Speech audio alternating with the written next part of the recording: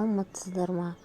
Бүгін жүрген гүлінің осының екіге отростка шығарамыз. Даже ортасынан екі бөлуге болады. Ол үшін осыны қолданамыз. Базарда сатып алсаңыздар, осыны байлап, су сеуіп қоямыз. Сонда екіге ортасынан тамыр пайда болады. Су сеуіп қойдым. Осыдан екі тамырлар өз пайда болғаннан кейін пищевой пленкаға байлаймыз. Тамырлар пайда болған соң кесіп алуымызға болады. Саламатсыздар ма?